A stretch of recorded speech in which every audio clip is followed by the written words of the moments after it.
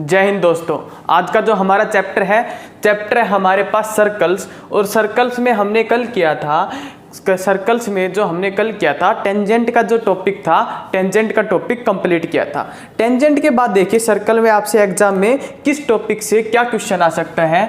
तो सबसे पहले आप हेडिंग डालिए हमारे पास सर्कल्स। सर्कल्स में देखिए एक हमारे पास होता है कॉमन कोड, एक हमारे पास सर्कल्स में टॉपिक है और टॉपिक है हमारे पास कॉमन कोड।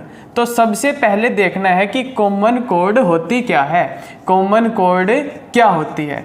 तो कॉमन कोड क्या होती है, जैसे कि हमारे पास ये एक सर्कल है और ये एक सर्कल है, दूसरा एक सर्कल है, वो इस सर्कल को दो पॉइंट्स पे इंटरसेक्ट करता है। तो मान लिया ये हमारे पास दूसरा सर्कल है, ये इस सर्कल को दो पॉइंट्स पे इंटरसेक्ट करता है।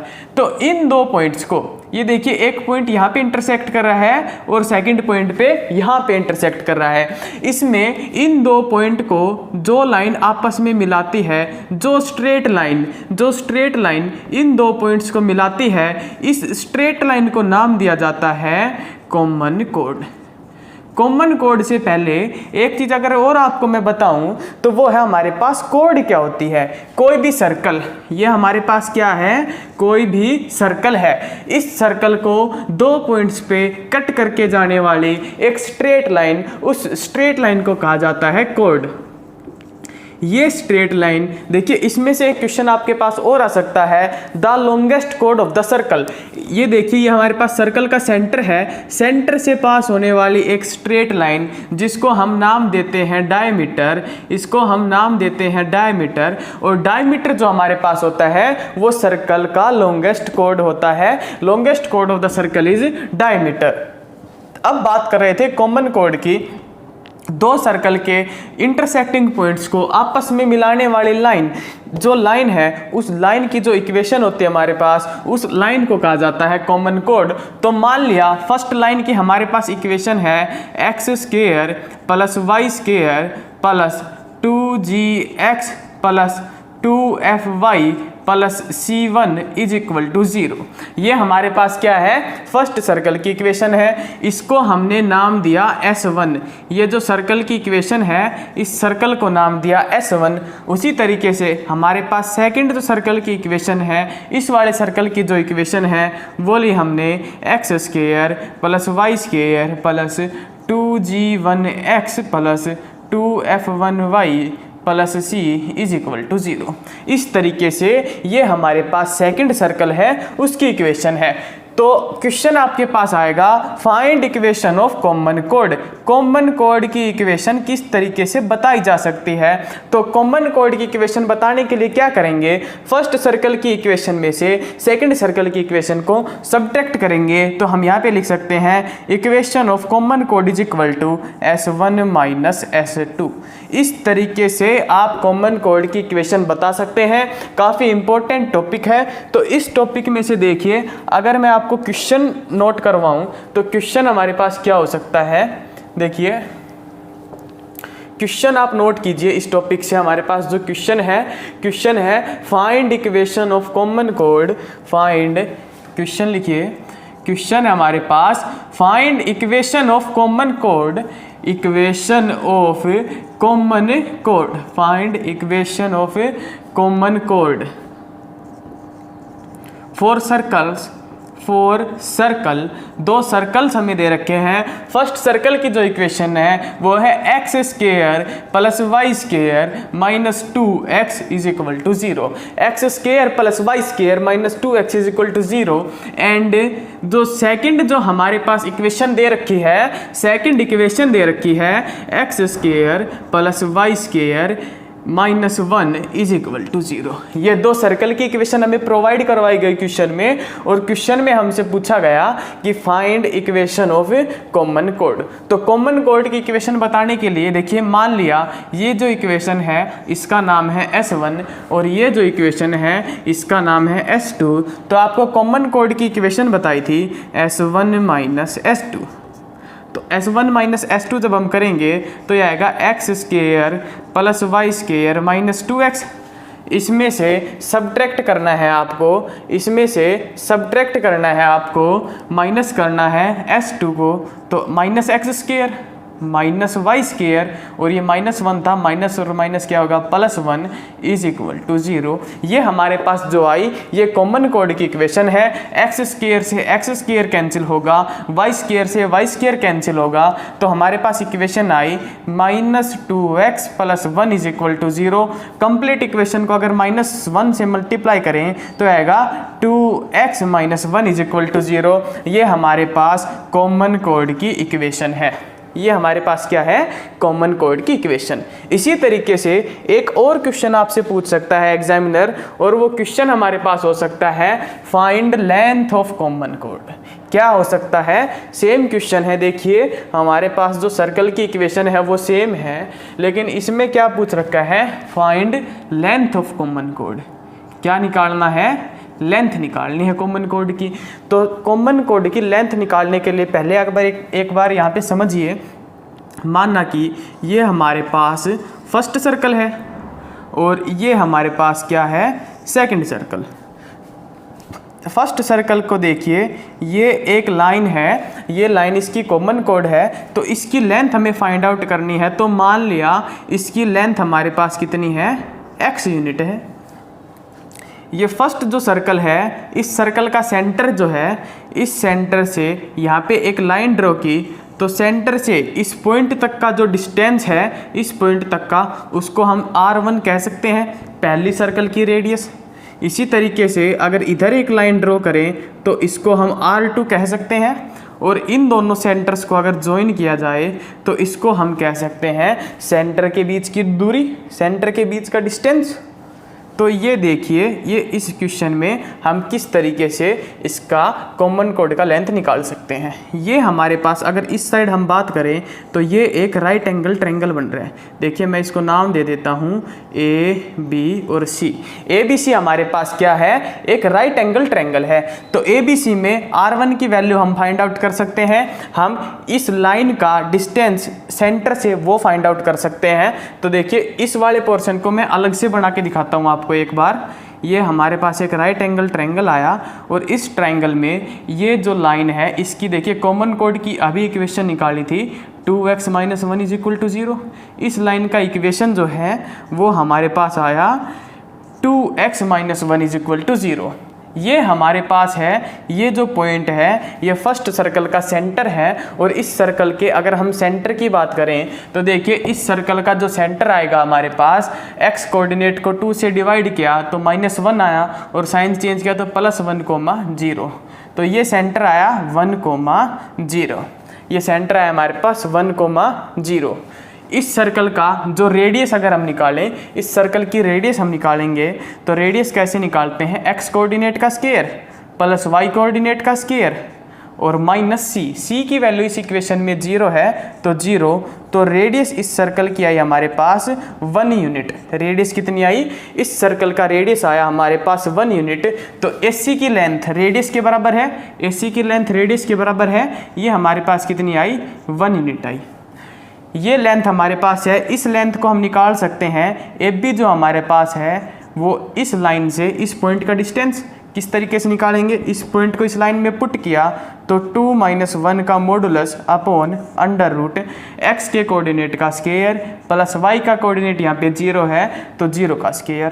तो AB जो लेंथ हमारे पास आई, AB लेंथ आई 1/2। ये जो डिस्टेंस आया ये आया हमारे पास 1/2। हम क्या करेंगे, BC की लेंथ निकालेंगे। तो पाइथागोरस थ्योरम अगर इसमें लगाएं तो BC का स्क्वायर प्लस AB का square is equal to, sorry BC का square is equal to AB का स्क्वायर प्लस, एक मिनट, ये थोड़ा पाइथागोरस थ्योरम देखिए, दोबारा से देखिए इसको।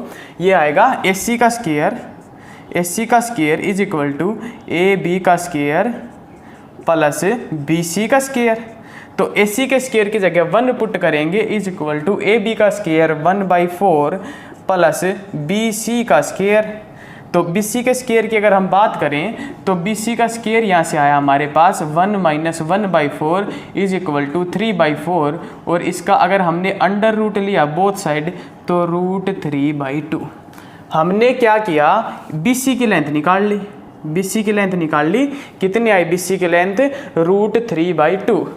अगर हमें बात करें CD की लेंथ निकालनी थी, कॉमन कोड क्या है, CD है, और CD कितने के बराबर है, BC का 2 गुना। तो उसको अगर 2 से मल्टीप्लाई करें तो कॉमन कोड की जो लेंथ आई हमारे पास वो आई √3। ये क्वेश्चन NDA वाले जो स्टूडेंट्स हैं उनके लिए स्पेशल क्वेश्चन है। देखिए क्या किया, अब एक बार ध्यान से समझिए किया क्या हमने। ये हमारे पास राइट एंगल ट्रायंगल बना, ये एक सर्कल का सेंटर था, इस सेंटर से इस लाइन का डिस्टेंस निकाला, लाइन का डिस्टेंस आया 1/2। AB जो डिस्टेंस आया वो आया 1/2। फर्स्ट सर्कल का रेडियस निकाला 1 यूनिट, इसमें पाइथागोरस थ्योरम लगाई, BC की वैल्यू निकाली। तो BC की वैल्यू क्या आई, √3/2, और BC को 2 से मल्टीप्लाई करें तो CD आएगा, और CD की वैल्यू क्या आई, √3। CD की वैल्यू क्या आई, √3। इस तरीके से आप कॉमन कोड की इक्वेशन फाइंड आउट कर सकते हैं, कॉमन कोड की लेंथ फाइंड आउट कर सकते हैं। तो देखिए इतने आसान तरीके से आपको कॉमन कोड की लेंथ मिल सकती है। अब देखिए, अब जो नेक्स्ट जो टॉपिक है हमारे पास, नेक्स्ट टॉपिक है एंगल बिटवीन 2 सर्कल। 2 सर्कल के बीच में क्या करना है, एंगल फाइंड आउट करना है। तो देखो मेरे भाई, सर्कल के बीच में एंगल का क्या मतलब होता है। जैसे 2 सर्कल्स हैं, एंगल बिटवीन 2 सर्कल, हमारा टॉपिक है angle between 2 circles. Angle between 2 circles, 2 circles के बीच में एंगल फाइंड आउट करना है। तो किस तरीके से 2 सर्कल के बीच में एंगल फाइंड आउट किया जा सकता है। ये हमारे पास कोई फर्स्ट सर्कल है, ये मान लिया एक सर्कल है। इसी तरीके से ये हमारे पास दूसरा सर्कल है। ये दोनों सर्कल देखिए, इस सर्कल का सेंटर है हमारे पास ये, और इस सर्कल का सेंटर है ये। देखिए 2 सर्कल के बीच में एंगल का मतलब क्या होता है। इस वाले सर्कल के सेंटर से इस सर्कल पे टेंजेंट ड्रॉ की, तो ये हमारे पास एक लाइन आई, ये एक टेंजेंट ड्रॉ की हमने।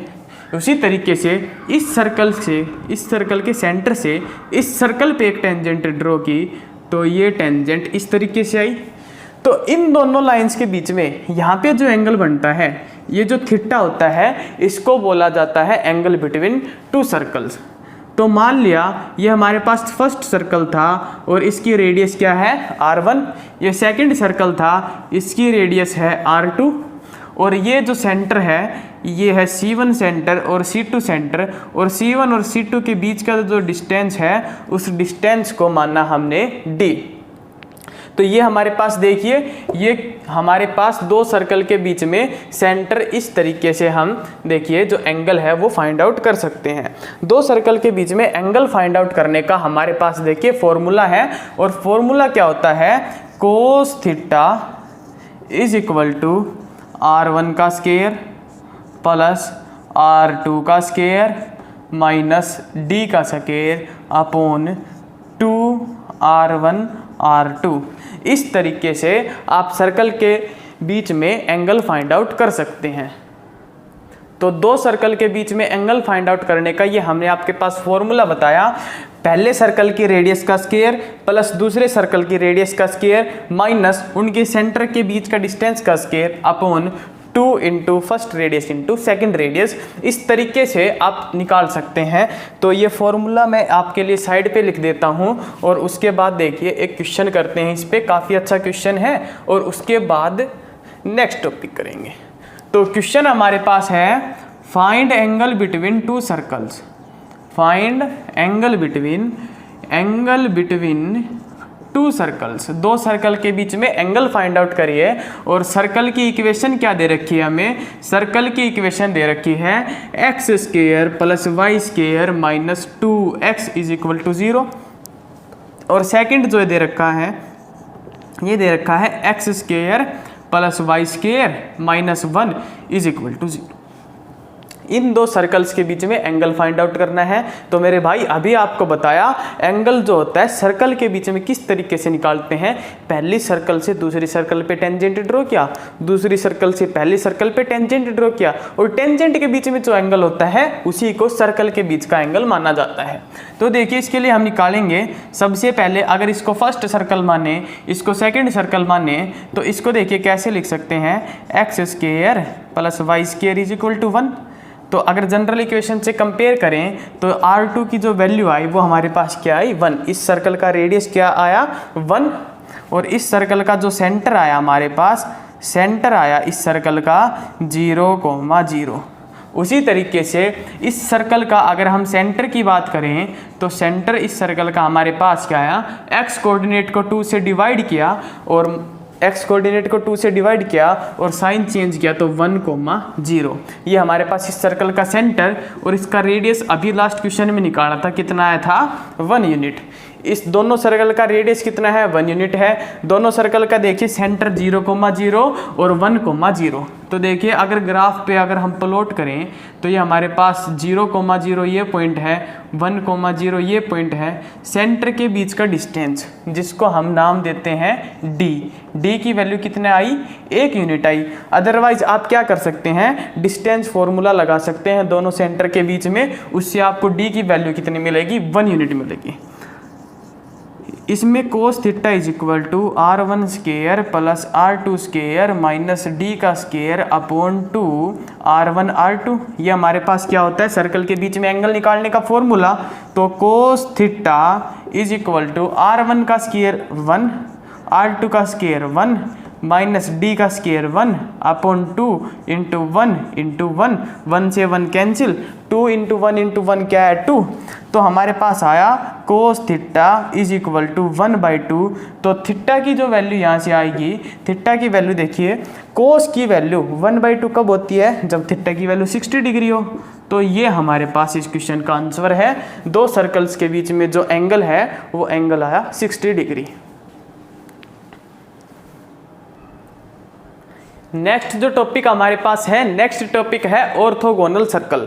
तो ऑर्थोगोनल जब भी आपको वर्ड दिखाई दे तो ऑर्थोगोनल से आपको समझना है 90 डिग्री, ऑर्थोगोनल से समझना है 90 डिग्री। तो ऑर्थोगोनल सर्कल्स वो टॉपिक है जिसमें हम दो ऐसे सर्कल्स के बारे में बात करेंगे जिनके बीच का थीटा जो होता है, एंगल जो होता है वो हमारे पास 90 डिग्री होता है। ऐसे सर्कल्स की बात करेंगे। तो मान लिया हमारे पास फर्स्ट जो सर्कल है उसकी इक्वेशन है x square plus y square plus 2g1x plus 2f1y plus C1 is equal to 0। ध्यान से देखना, नेवी और एयरफोर्स के हिसाब से मोस्ट इंपॉर्टेंट कंसेप्ट है, मोस्ट इंपॉर्टेंट कंसेप्ट है, तो इस कंसेप्ट को अच्छे से देखना। इसी तरीके से जो सेकंड सर्कल है उसकी इक्वेशन है x square plus y square plus 2g2x plus 2f2y plus C2 is equal to 0। ये हमारे पास फर्स्ट सर्कल की इक्वेशन, ये हमारे पास सेकंड सर्कल की इक्वेशन। तो इसमें ऑर्थोगोनल जो सर्कल्स होते हैं उसकी एक कंडीशन होती है, और कंडीशन हमारे पास होती है, देखिए कंडीशन आप लिख लीजिए। इस कंडीशन से आपके पास क्वेश्चन एग्जाम में आने के बहुत ज़्यादा चांसेस होते हैं। तो कंडीशन क्या है, 2 इंटू F1 का F2 के साथ मल्टीप्लिकेशन प्लस G1 की मल्टीप्लाई G2 के साथ is equal to C1 plus C2।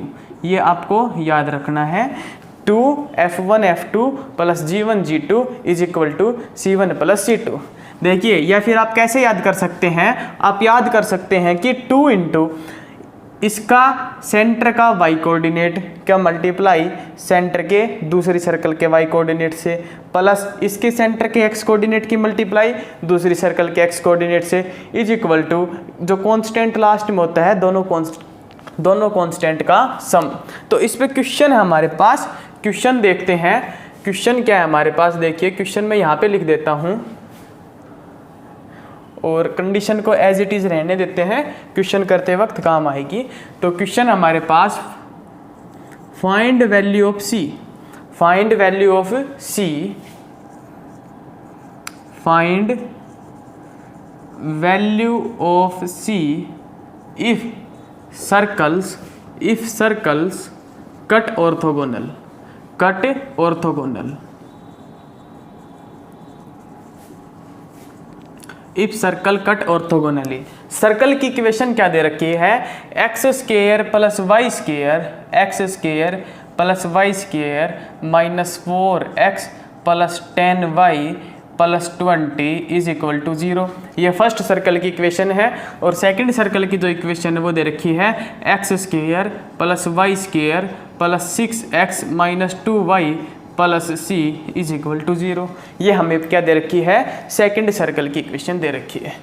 तो g की अगर वैल्यू यहाँ से निकालें तो x कोऑर्डिनेट को 2 से डिवाइड करेंगे तो g की वैल्यू आएगी। f की वैल्यू यहाँ से निकालें तो इसको 2 से डिवाइड करेंगे तो इसकी वैल्यू आएगी। ये देखिए सेंटर नहीं है ये हमारे पास, g और f की वैल्यू निकाल रहे हैं। वैल्यू किसकी निकाल रहे हैं, f की और g की। सेंटर जो होता है हमारे पास, सेंटर होता है -g और -f। सेंटर होता है -g और -f। ऐसे ही इसमें अगर हम g की वैल्यू निकालें तो वो 3 आएगी और यहाँ से g की वैल्यू क्या आएगी, f की वैल्यू क्या आएगी, -1। इस कंडीशन में c की वैल्यू जो ये हमारे पास है c1 है और ये हमारे पास क्या है c2।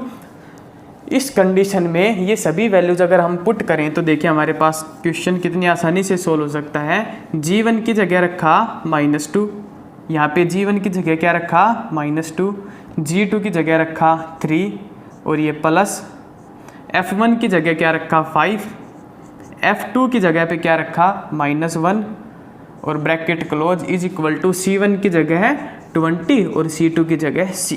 ये कंडीशन थी। तो ये आया 2 × -5 - 6 इज इक्वल टू 20 + c। तो ये आया -22 इज इक्वल टू 20 + c और c की वैल्यू क्या आई, -42। -22, 20 को इधर लेके आए तो ये क्या आया, -20, दोनों का सम किया -42। इस तरीके से अगर दो सर्कल ऑर्थोगोनल कट करें तो उनकी वैल्यूज फाइंड आउट कर सकते हैं। क्वेश्चन में c की वैल्यू फाइंड आउट की जा सकती है। नेक्स्ट क्वेश्चन देखिए हमारे पास। नेक्स्ट क्वेश्चन मैं नोट करवा रहा हूँ, इसी टॉपिक पे है, वो थोड़ा अलग है, मतलब जी इसमें ये कंडीशन यूज नहीं होगी। बिना कंडीशन के किस तरीके से हम उसको कर सकते हैं वो क्वेश्चन देखिए।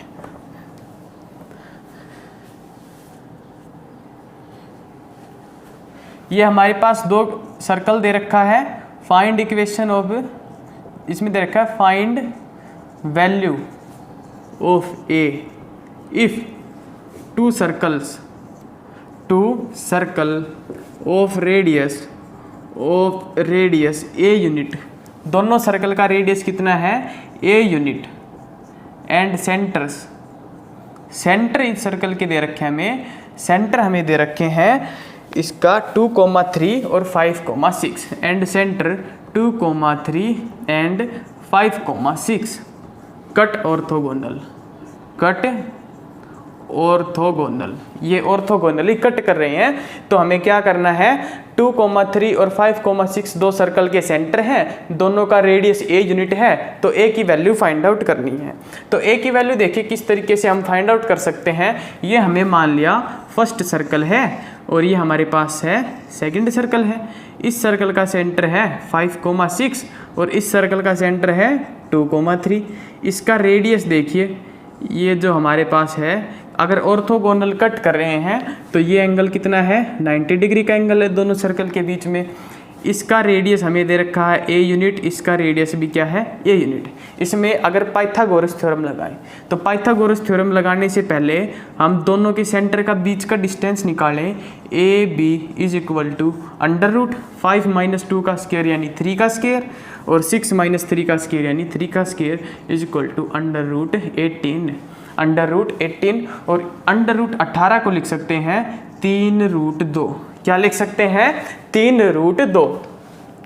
इसमें देखिए हमारे पास पाइथागोरस थ्योरम जब लगाएंगे तो ये आएगा ए बी का square is equal to A square plus A square. A B के स्क्वायर की वैल्यू आई हमारे पास 18 is equal to 2a square. तो a स्क्वायर की वैल्यू हमारे पास आई 9, a की वैल्यू क्या आई +-3। a की दो वैल्यूज हमारे पास आई, एक तो a की वैल्यू आई हमारे पास +3 और a की सेकंड वैल्यू आई हमारे पास -3। ए की वैल्यू नेगेटिव कभी हो नहीं सकती, रेडियस जो नेगेटिव है, radius can not be negative, radius can not be negative, radius negative नहीं हो सकती। तो रेडियस का जो आंसर आया हमारे पास 3, ए की वैल्यू क्या आई इस क्वेश्चन में, इस क्वेश्चन में ए की वैल्यू आई 3। तो ऑर्थोगोनल जब सर्कल कट करें, दो सर्कल जिनके बीच में 90 डिग्री का एंगल हो, उस पर दो टाइप के क्वेश्चन आपके पास एग्जाम में आ सकते थे। एक क्वेश्चन वो जिसमें कंडीशन यूज करेंगे 2g1g2 plus 2f1f2 is equal to c1 plus c2, और सेकंड जो है इस टाइप से क्वेश्चन आ सकता था। ये क्वेश्चन आपको करवाया गया। बाकी के जो क्वेश्चंस हैं वो नेक्स्ट वीडियो में करवाएंगे। तो तब तक आपको क्या करना है, जितने भी क्वेश्चन करवाए जाएं सबका नोट्स बनाना है, सभी क्वेश्चंस का क्या करना है, नोट्स बनाना है, और नोट्स बना के जितनी ज़्यादा हो उसको उतना प्रैक्टिस करना है। प्रैक्टिस के लिए आप बुक ले सकते हैं अरिहंत की, या फिर आप बुक ले सकते हैं ल्यूसेंट की एयरफोर्स वाली। अभी कुछ टाइम है तो देखिए लास्ट टॉपिक है, इस टॉपिक के बारे में मैं थोड़ा सा आपको बता देता हूं, और इसके ऊपर जो क्वेश्चंस हम करेंगे, क्वेश्चंस इस टॉपिक के कल करेंगे। तो फर्स्ट हमारे पास देखिए क्या है, कंसेंट्रिक सर्कल्स। तो कंसेंट्रिक सर्कल्स का जैसे कोई नाम बता रहा है, देखिए इसका ना हर आप मैथ में जो भी पढ़ोगे नाम से वो आपको अपना काम बताएगा। तो कंसेंट्रिक मतलब कि सेम सेंटर, कंसेंट्रिक मतलब कि सेम सेंटर, दो ऐसे सर्कल जिनका सेंटर क्या हो, सेम हो। फर्स्ट सर्कल हमने लिया, मान लिया ये, और सेकंड सर्कल जो लिया वो लिया ये। इसी तरीके से दो सर्कल्स को ड्रॉ कर सकते हैं जिनका सेंटर सेम हो। तो फर्स्ट सर्कल का रेडियस मानना हमने क्या मानना, r1, और सेकंड सर्कल का रेडियस क्या मानना, r2 मानना। तो फर्स्ट सर्कल की अगर हम इक्वेशन लिखें तो वो आएगी x माइनस एच का स्क्वायर प्लस y माइनस के का square is equal to r1 का स्क्वायर। सेकेंड सर्कल की जो इक्वेशन आएगी वो आएगी x माइनस एच का स्क्वायर प्लस y माइनस के का square is equal to r2 का स्क्वायर। ये हमारे पास हुई standard form of circle. Circle की स्टैंडर्ड फॉर्म अगर आपके पास आए तो दो कंसेंट्रिक सर्कल की पहचान ये होगी कि उनमें R1 और R2 में डिफरेंस होगा। लेकिन एग्जाम में आपके पास क्या है, जनरल फॉर्म में क्वेश्चन आएगा।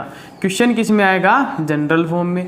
क्वेश्चन जनरल फॉर्म में आएगा तो हमें पहचान भी जनरल फॉर्म की होनी चाहिए। तो जनरल फॉर्म मान लिया पहली सर्कल की है x square plus y square plus 2gx1 plus 2fy1, sorry x1y1 छोड़िए, 2gx 2fy plus c1 is equal to 0। ये हमारे पास फर्स्ट सर्कल है।